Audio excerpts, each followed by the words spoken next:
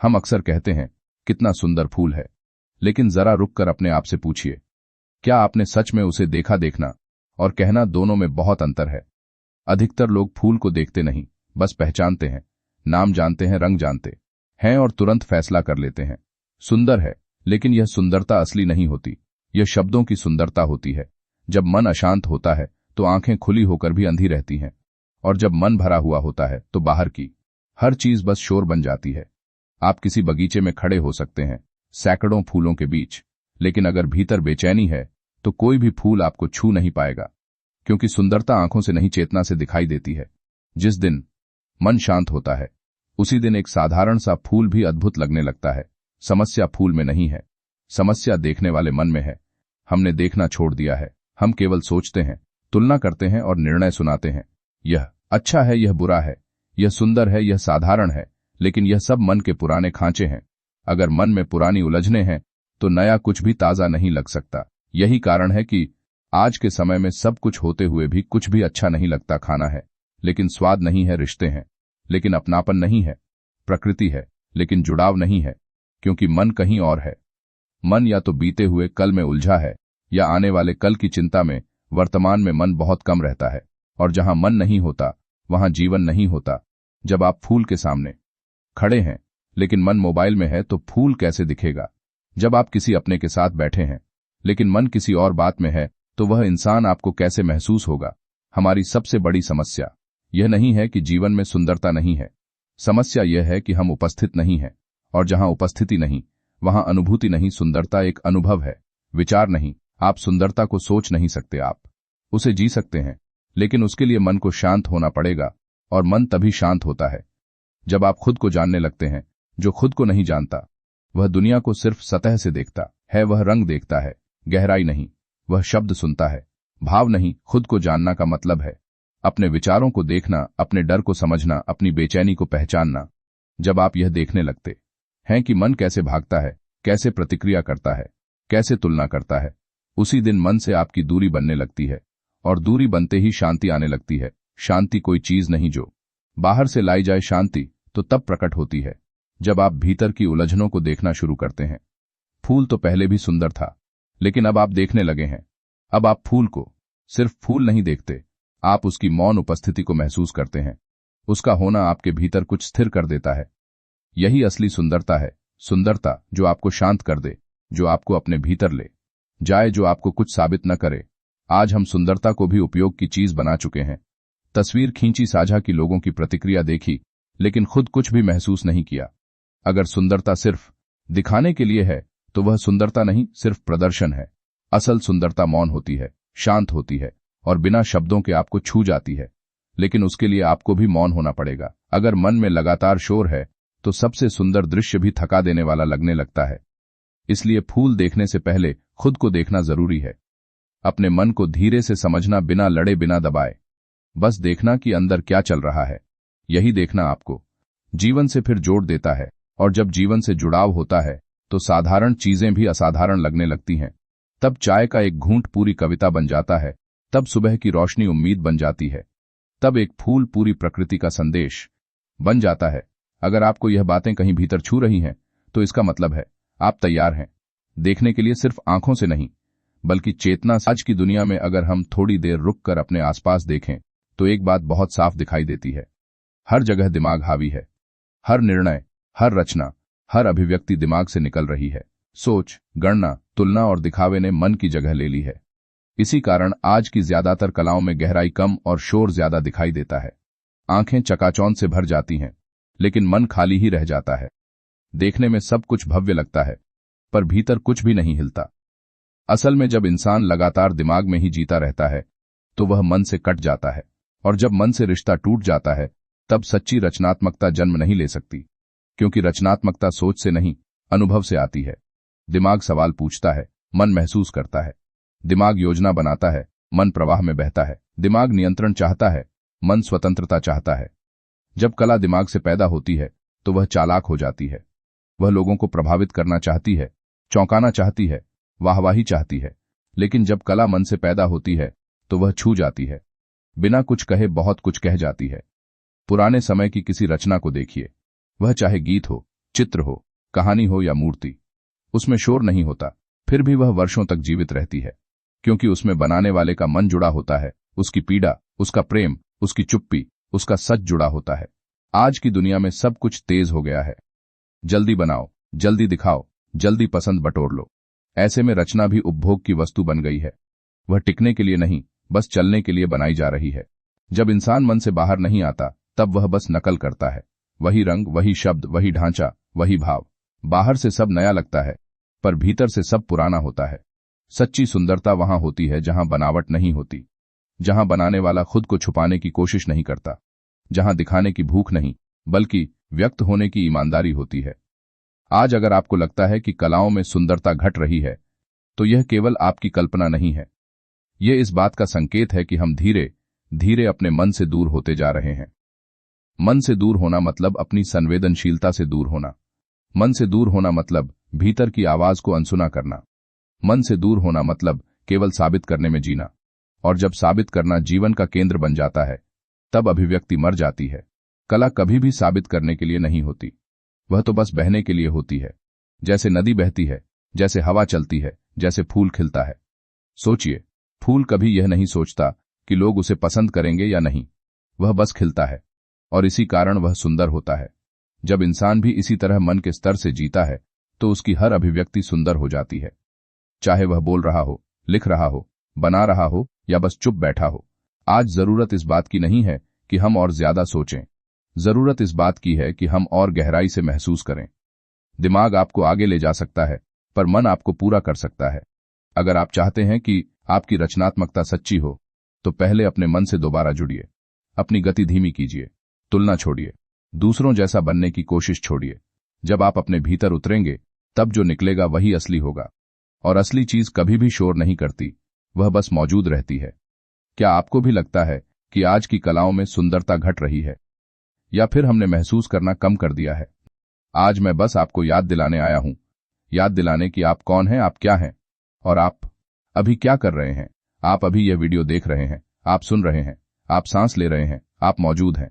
लेकिन क्या आप सच में मौजूद हैं, या फिर आपका शरीर यहां है और आपका मन कहीं और भटक रहा है? मौजूदगी कोई विचार नहीं है, मौजूदगी कोई शब्द नहीं है, मौजूदगी कोई सिद्धांत नहीं है। मौजूदगी बस होना है। जब आप कहते हैं मैं हूं, तो यह मैं हूं किसी पहचान से पहले आता है।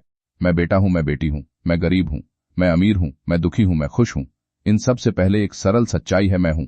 और जब यह मैं हूं खुद को महसूस करता है, बिना किसी नाम के, बिना किसी कहानी के, बिना किसी संघर्ष के, वही मौजूदगी है। मौजूदगी को समझा नहीं जाता, मौजूदगी को पकड़ा नहीं जाता, मौजूदगी को साबित नहीं किया जाता, मौजूदगी को बस जिया जाता है। लेकिन हमारी समस्या यह है कि हम जीने से ज्यादा समझने में उलझ गए हैं। हम हर अनुभव पर सवाल खड़े करते हैं। यह क्यों हुआ, मेरे साथ ही क्यों हुआ, आगे क्या होगा, लोग क्या सोचेंगे। हम वर्तमान को बीते कल और आने वाले कल के बीच दबा देते हैं, और फिर कहते हैं शांति नहीं मिल रही, सुकून नहीं मिल रहा।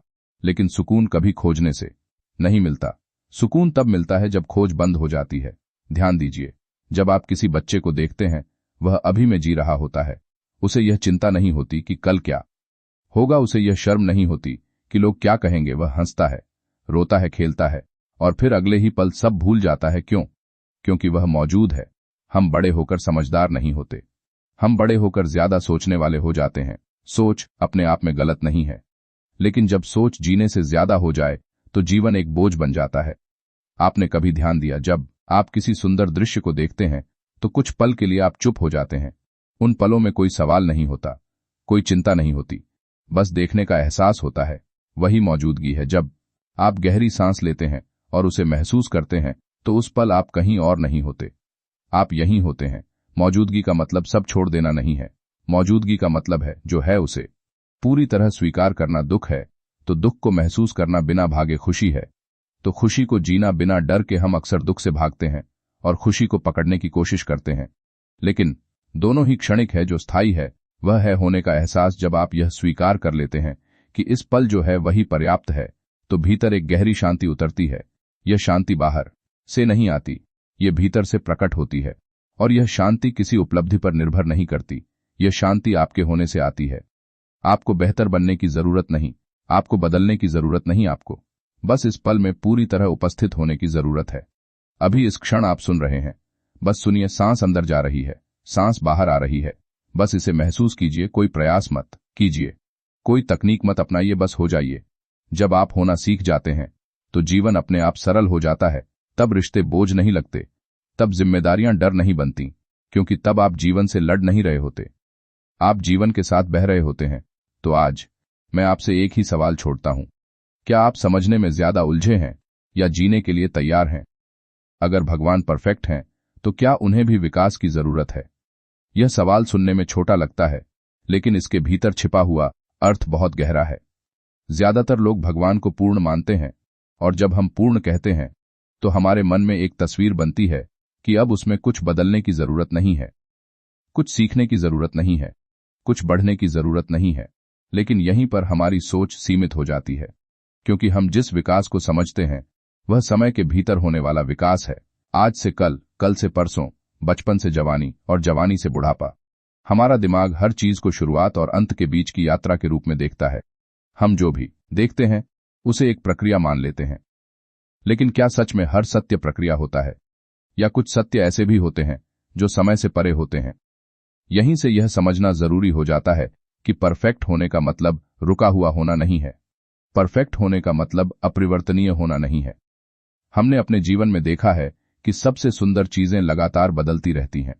नदी बहती है, फूल खिलता है और मुरझाता है, दिन रात में बदलता है, सांस भीतर जाती है और बाहर आती है। अगर यह सब रुक जाए तो जीवन भी रुक जाएगा। तो फिर सवाल यह है कि अगर भगवान परफेक्ट हैं तो क्या वे स्थिर हैं या गतिशील? हम अक्सर भगवान को एक जगह बैठा हुआ मान लेते हैं, एक तय रूप में, एक तय विचार में। लेकिन शायद भगवान कोई वस्तु नहीं है जिसे हम पकड़ सकें। शायद भगवान कोई घटना नहीं है जो कभी हुई हो। शायद भगवान कोई कहानी नहीं है जो शुरू हुई और खत्म हो गई। शायद भगवान स्वयं चेतना है, स्वयं अस्तित्व है, स्वयं अनुभव है। और चेतना कभी रुकती नहीं, चेतना ठहरती नहीं, चेतना खुद को हर पल नए रूप में जानती है। अब यहां एक गहरी बात समझिए, अगर कोई चीज समय के भीतर है तो वह विकसित होती है, और अगर कोई चीज समय से परे है तो वह विकास और अविकास दोनों से मुक्त होती है। हम जिस विकास की बात करते हैं वह हमारी समझ का विकास है, सत्य का नहीं। सूरज रोज उगता नहीं है, हम रोज उसे नया अनुभव करते हैं। आकाश बदलता नहीं है, हमारी दृष्टि बदलती है। टाइमलेस सच में शुरुआत और अंत एक हैं, लेकिन हमारी सीमित सोच उसे प्रक्रिया समझ लेती है। हम कहते हैं पहले कुछ था, फिर कुछ बना, और फिर कुछ खत्म हो जाएगा। लेकिन सत्य के स्तर पर पहले और बाद का कोई अर्थ नहीं होता। यह ठीक वैसा ही है जैसे सपने में आप पूरी एक कहानी देखते हैं, शुरुआत भी, अंत भी, संघर्ष भी और समाधान भी। लेकिन जागने के बाद आप समझते हैं कि वह सब एक ही पल में था। तो क्या भगवान समय के भीतर हैं या समय भगवान के भीतर है? यह सवाल बहुत महत्वपूर्ण है। अगर भगवान समय के भीतर हैं तो वे बदलेंगे। अगर समय भगवान के भीतर है तो वे अपरिवर्तनीय होंगे और फिर भी हर पल नए दिखाई देंगे। यही विरोधाभास हमारे दिमाग को उलझाता है। हम सोचते हैं अगर कुछ बदल रहा है तो वह परफेक्ट कैसे हो सकता है, और अगर कुछ नहीं बदल रहा तो वह जीवित कैसे हो सकता है। लेकिन शायद परफेक्ट होने का अर्थ न बदलना या बदलना नहीं है। शायद परफेक्ट होने का अर्थ है जो है उसी में पूर्ण होना, न कमी न ज्यादा। अब अपने जीवन को देखिए। जब आप दुखी होते हैं तो आपको लगता है कि कुछ ठीक होना चाहिए। जब आप खुश होते हैं तो आपको लगता है कि बस यही पल रुक जाए। लेकिन जीवन न दुख में रुकता है न सुख में। जीवन बहता रहता है, और यही बहाव जीवन की पूर्णता है। इसी तरह भगवान कोई ठहरी हुई अवस्था नहीं है। भगवान बहाव है, भगवान संभावना है, भगवान निरंतर प्रकट होने वाली चेतना है।